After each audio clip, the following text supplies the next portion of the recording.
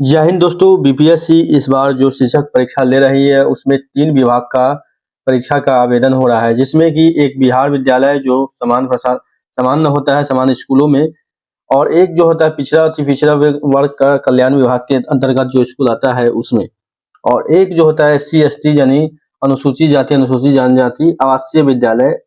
बहुत सारे लोग जानते भी होंगे, उन सभी का बहाली इसमें है। बहुत सारे लोग कंफ्यूजन में है कि आवेदन किसमें करें, तो आवेदन आप सभी में कर सकते हैं, एक साथ भी कर सकते हैं। कारण है कि सिर्फ इसमें आपको फीस जो होगा वो अलग से देना पड़ेगा, यानी फीस आपका सभी का अलग अलग लगता है।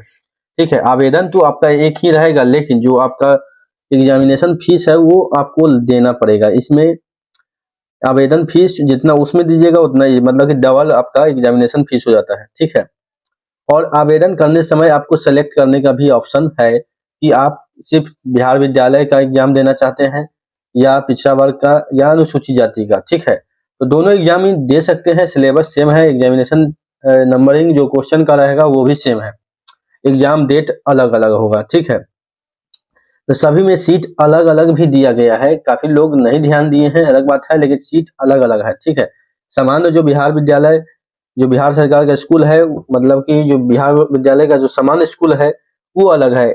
आप जो एससी एसटी है अनुसूचित जनजाति अनुसूचित जाति के हर आवासीय विद्यालय सभी जिला में भी रहता है, लगभग बिहार के सभी जिला में आवासीय विद्यालय है, तो उस स्कूल के लिए भी सीट है। पिछड़ा वर्ग के लिए लगभग 300 आसपास सीट है। ठीक है, तो उसमें भी आप आवेदन कर सकते हैं, एक साथ भी आवेदन कर सकते हैं। ठीक, तो बहुत सारे लोग कह रहे थे कि अलग आवेदन है, अलग फीस लग रहा है, एक ही भरने के लिए चांस आपका एक ही जाएगा। सबके लिए अलग अलग चांस नहीं मिलता है, मतलब कि एक चांस आपको इसमें दिया गया है तो आप आवेदन कर सकते हैं। सिर्फ फीस का कॉम्बिनेशन थोड़ा बढ़ जाएगा, लेकिन आवेदन आप लोग कर सकते हैं।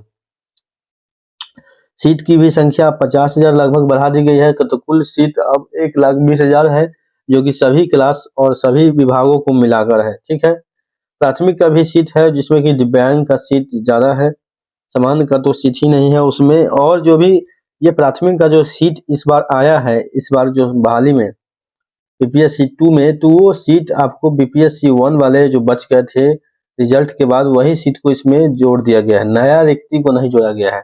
आपको बता दें, नया रिक्ति नहीं जोड़ा गया है। नया रिक्ति जोड़ेंगे तो 60-70 हज़ार 80,000 तक जाएगा, क्योंकि प्राथमिक का रिक्ति अभी भी बिहार में 1 से 1.5 लाख अभी भी है रिक्ति की गणना। लेकिन आपको बता दें कि पूरी रिक्ति पर बहाली नहीं की जाती है, सरकार के लोड मतलब कि कह सकते हैं आर्थिक लोड ज्यादा हो जाता है, क्योंकि बिहार में शिक्षकों में सबसे ज्यादा रिक्ति जो रहती है वो प्राथमिक पे ही रहती है। तो नेक्स्ट टाइम जब बहाली आएगा तो सारे रिक्तियों को जोड़कर किया जाना चाहिए, और सारी रिक्तियों को करने का मतलब है कि आपको जिस समय बहाली होता है, मान लीजिए 2024 में बहाली होता है तो 2024 तक का रिक्ति नहीं जोड़ा जाता है, आपको मान लीजिए 2020 तक का ही रिक्ति जोड़ा जाएगा। छठे चरण में 2012 तक के रिक्ति पर बहाली हुआ, 7वें चरण पे 2019 तक का बहाली हुआ, अब 19 से 23 तक का बहाली होता है।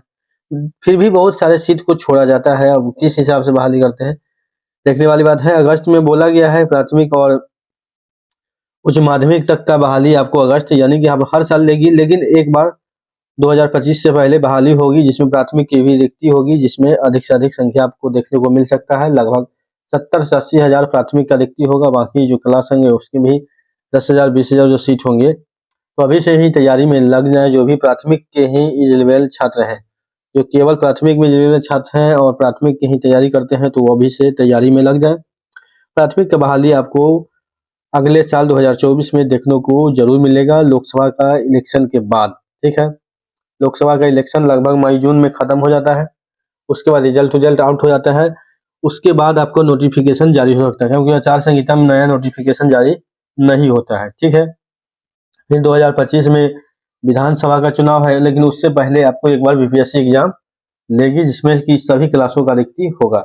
जैसे ही कोई नया अपडेट आता है हम आपके सामने उपस्थित रहेंगे। अभी के लिए इतना ही, धन्यवाद।